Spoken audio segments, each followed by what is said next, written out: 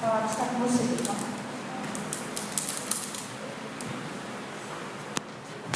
Boa noite a todos. Meu nome é Edmara.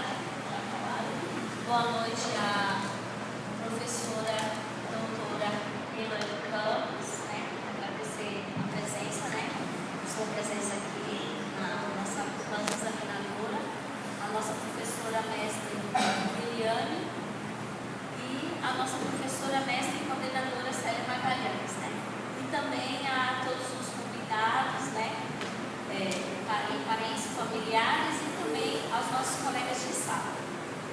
Bem, meu tema é intolerância religiosa e cultura brasileira, regra ou exceção nas escolas. Bem, o objetivo desse meu tema, aliás, voltando, eu escolhi esse tema porque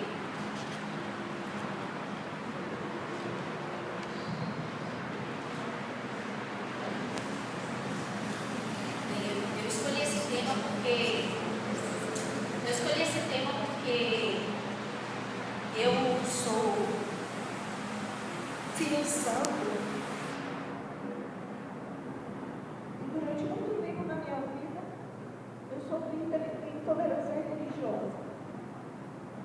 Eu fui excluída por colegas e por amigos em sala de aula e até mesmo durante a minha vida. E até os dias de hoje.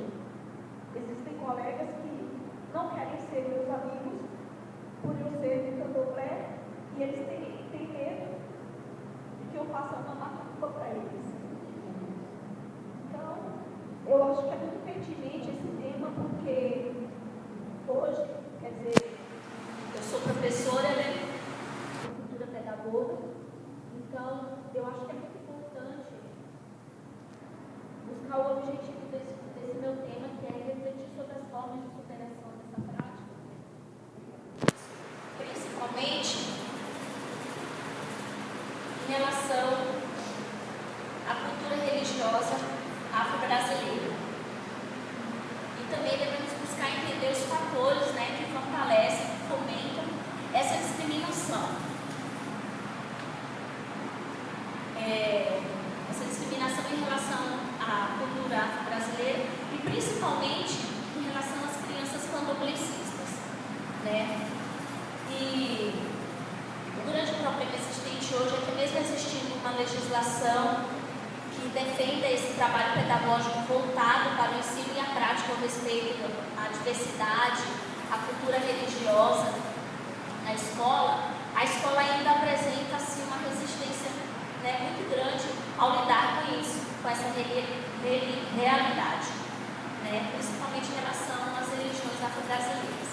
E minha pesquisa contou com a metodologia utilizada de revisão bibliográfica na área da sociologia da educação, contando com o marco teórico Rubem Alves, Paulo Freire, Ana Paula Brandão, Estela Guedes Caputo,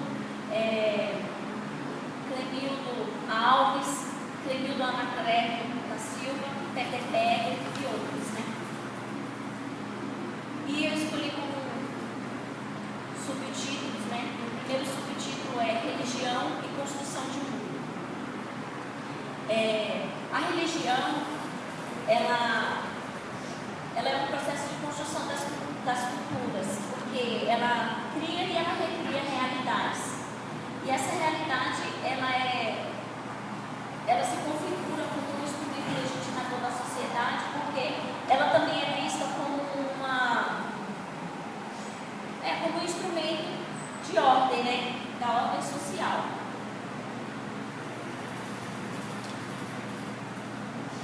Bem, como Rubem Alves fala, o ser humano, para sobreviver, ele necessita construir seu meio, criar os elementos culturais e valorizar os símbolos criados, dando-lhes valor sagrado. Ou seja, esses símbolos são criados na construção da cultura religiosa. Esses símbolos eles são criados e em alguns casos também, na maioria deles, são impostos. Se perguntar de onde surgiu, muitos deles nós não vamos saber. E Berger também fala que a religião realidade daquele mundo socialmente construído, né, no qual, né, os homens existem na sua vida cotidiana. Porque esse mundo foi construído e nós vivemos nessa sociedade que nos foi imposta, né? E essa imposição da sociedade nos impõe também regras que nós seguimos, né? E, bem, nisso a gente pode perceber que a religião ela é um fator social, né? Ela emerge do social, e nesse social é que se constrói os símbolos, né?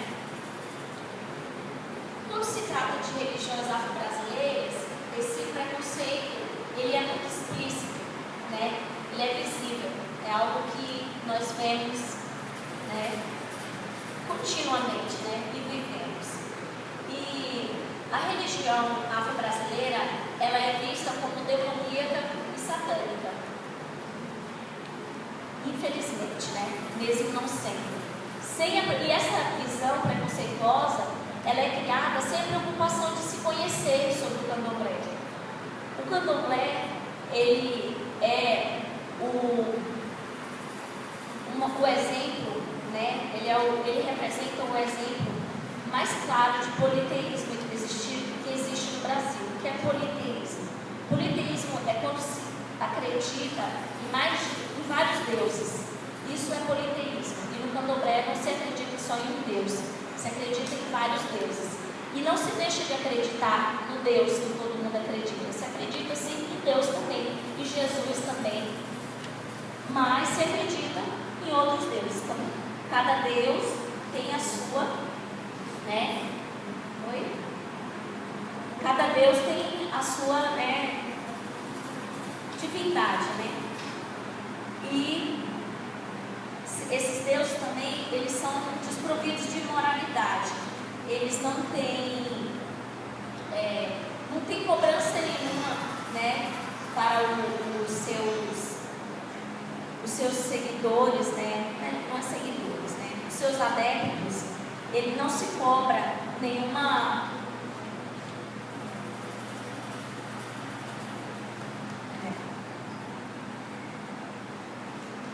não se tem nenhuma censura, né? Se interessado em censurar, não se pune, né? Não tem fraquezas morais, falhas.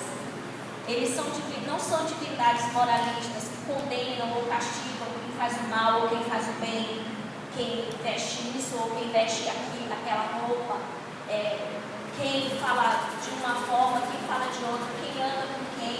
Não tem essa regra, esse dogma, né? Eles têm suas regras, têm seus dogmas, mas são puramente rituais. A doutrina do candomblé ela é ritual, em sua essência, né? E os adeptos do candomblé, eles não são proibidos de visitarem nenhum outro tipo de religião, não são proibidos de irem a nenhum culto religioso. Ele pode ir onde ele quiser e ele se sentir à vontade de ir. Isso não vai diminuir a fé em momento algum. E até porque na Constituição Federal, no artigo 150, inciso 6, é vedado, né, à União, aos Estados, ao Distrito Federal e aos municípios instituir impostos sobre templos de qualquer um. Quando ele fala qualquer, esse pronome definido, ele realça o quê? A igualdade, qualquer, não tem diferença, não tem favorecimento nem desmerecimento de nenhuma religião.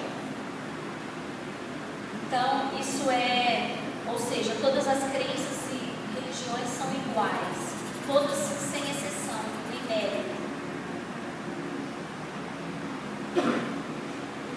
Bem, o próximo subtítulo é Intolerância e Recurso Religioso. Então, antes, eu acho pertinente nós entendermos o que significa intolerância religiosa. A intolerância religiosa é só porque eu não gosto? Não é só porque você não gosta, é porque você critica. Crítica não é intolerância. Por lei, você tem o direito de criticar segmentos ou dogmas de uma religião. A partir do momento que você faz isso com respeito e não com ódio.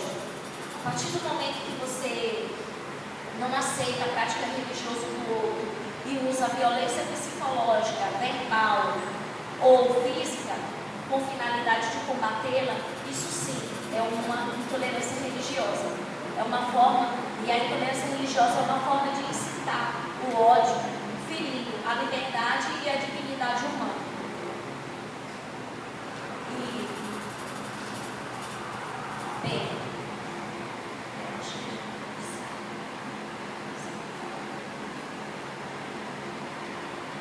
temos também, uma coisa importante que eu esqueci de falar.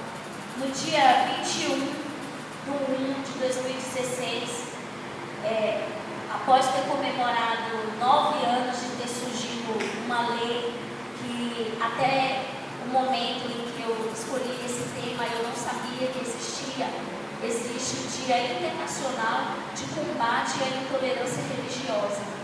Eu achei muito interessante porque durante todos os anos que eu estudei isso nunca foi mencionado. Esse dia foi criado a partir de 2007 e eu acharia que seria muito importante ser mencionado nas escolas e não é, eu pelo menos nunca ouvi falar, não sabia nem que existia.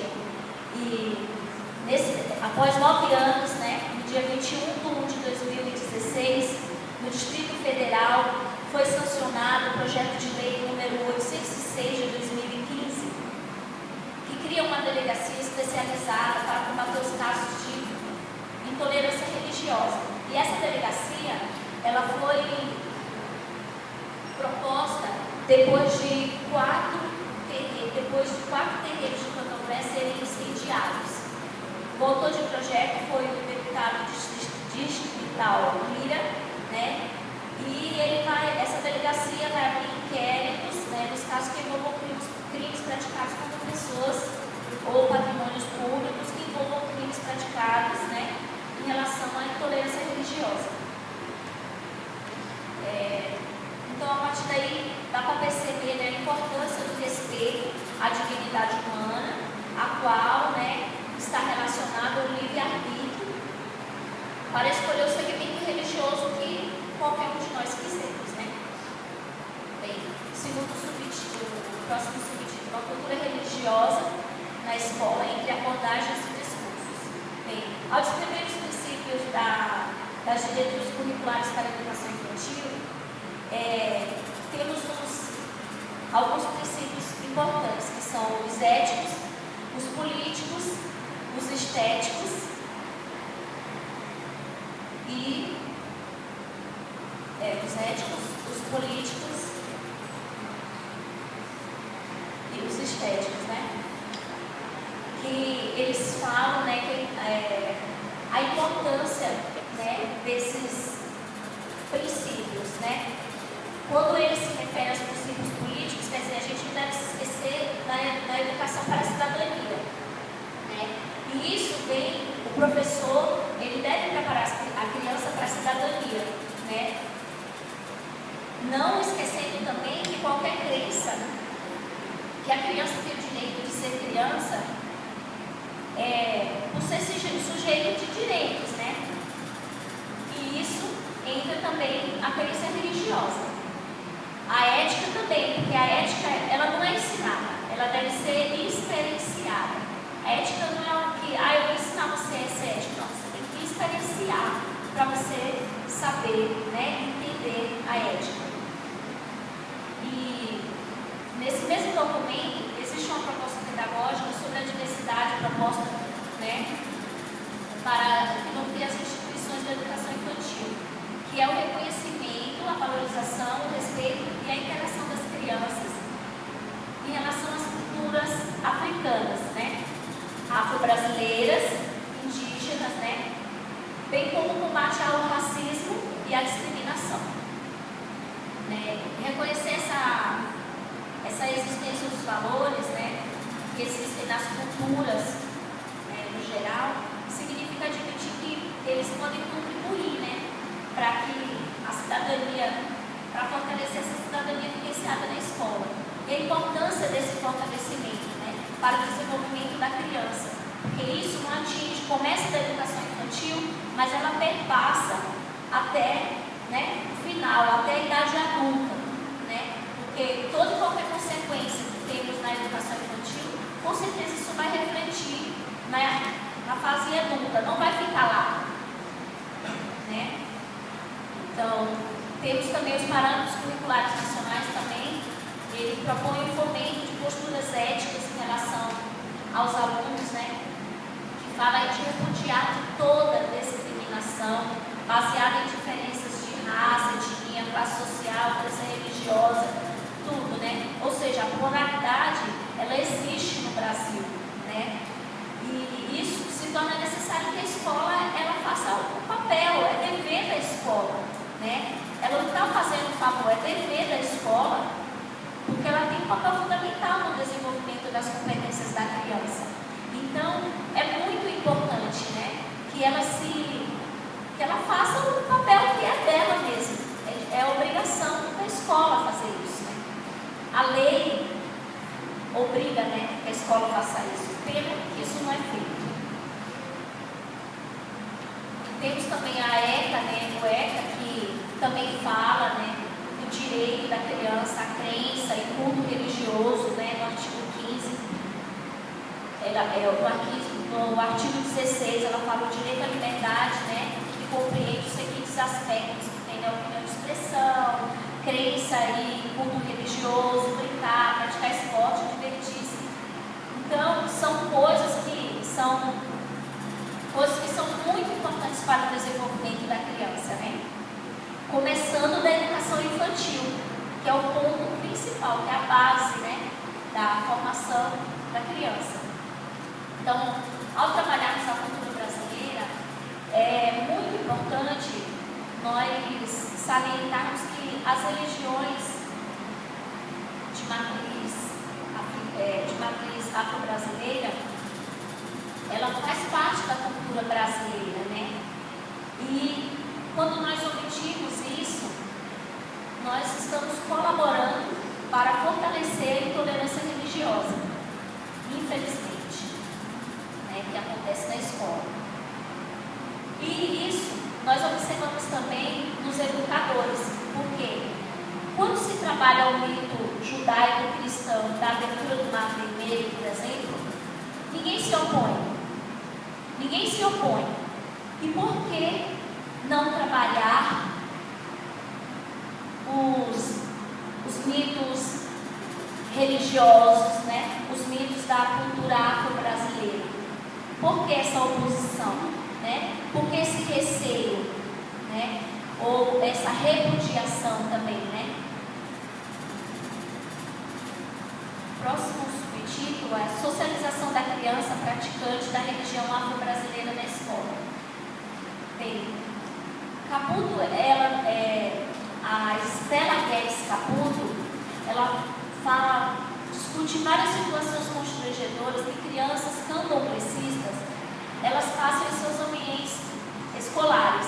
E ela entrevista algumas crianças que elas passaram isso na infância, depois ela volta e essas crianças já são adultas, e essas discriminações sofridas durante a infância delas refletem até hoje na idade adulta, né? São consequências, são reflexos, né, desse preconceito. Então, é muito importante a gente trabalhar essas questões na sala de aula para contribuir que essas crianças candomblecistas, elas se sintam representadas, porque essa representatividade da cultura religiosa de matriz afro-brasileira, ela tem a mesma importância que a representatividade da cultura religiosa de matriz cristã, que é a única que é lembrada, né? Ou pelo menos é a que é mais reforçada nas escolas, né?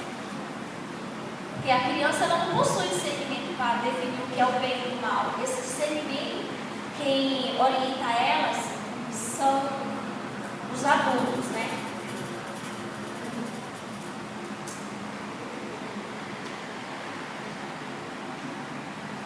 Bem, a escola nos tempos atuais, como eu já falei, ela é marcada pela pluralidade religiosa e ela tem um grande desafio, que é o de buscar o respeito pelo outro, sem inferiorizá-lo, né? Sem achar que é menos por não ser da mesma religião, ou por não seguir a tida como correta, como certa, né? Próximo subtítulo, a pedagogia da tolerância na formação docente e na prática pedagógica. Bem, isso é perceptível porque tem uma lei, apesar de existir essa lei, né, que a 10.639, que ela fala, né, obriga o ensino, né, o ensino da cultura afro-brasileira e indígena, né, na educação básica, porém é perceptível, né, a predominância das religiões cristãs na nossa sociedade, e na escola não é diferente, na escola é do mesmo jeito, né? E o educador que trabalha com as religiões afro-brasileiras, em primeiro lugar, ele tem que se despir desse preconceito, porque, infelizmente, na maioria das vezes, o professor ele leva a sua ideologia religiosa para dentro da sala de aula. Hoje mesmo, eu conversando com uma prima minha, que ela é evangélica, e ela falou, eu comentei com ela o tema do meu TCC,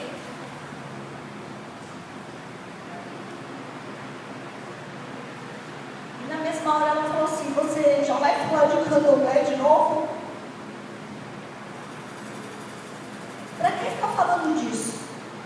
Eu falei, do mesmo jeito que você tem direito de defender a sua religião, eu também tenho direito de defender a minha. Do mesmo jeito que você tem a sua cultura religiosa, eu também tenho direito de ter a minha, e também tenho o direito de defender as crianças que têm a mesma cultura religiosa que eu. E é a obrigação do professor e a obrigação da escola procurar conhecer primeiro. Não adianta você discriminar algo que você não conhece. É a mesma coisa de você dizer que não gosta de um chuchu sem você ter comido chuchu sem você nunca ter comido na sua vida. Você não pode dizer que não gosta ou que odeia algo que você não tem conhecimento. Então, é muito importante. E a Ana Paula Brandão, ela traz muitas sugestões de propostas pedagógicas, né, de como o professor pode utilizar isso em sala de aula, né? A gente pode trabalhar a questão das deusas, mostrar o quanto elas também são bonitas, elas também são poderosas, né? Elas também são mulheres fortes, né? E a gente pode trazer isso para que essas crianças candomblecistas, elas se sintam representadas na sala de aula, né? Elas se sintam representadas na sociedade, né? Trabalhar os elementos da natureza, que isso é muito fortalecido no candomblé, muito valorizado, tem-se um respeito muito grande pela natureza, né? Bem, e as minhas considerações finais, meu artigo ele considerou a religião como fruto de uma construção sociocultural, né? Porque ela vem, né? A palavra que está falando sociocultural, vem da sociedade, né? E faz parte da cultura de todo o povo, né? Seja ele afro ou não. E a relevância da gente trabalhar essas religiões afro-brasileiras com a cultura religiosa, por ela não ter representatividade na nossa sociedade. A criança candomblecista, ela não tem representatividade na nossa sociedade. E isso leva, como me levou e me leva até hoje, a autonegação. Você nega a sua religião para você ser aceito na sociedade e ter amigos.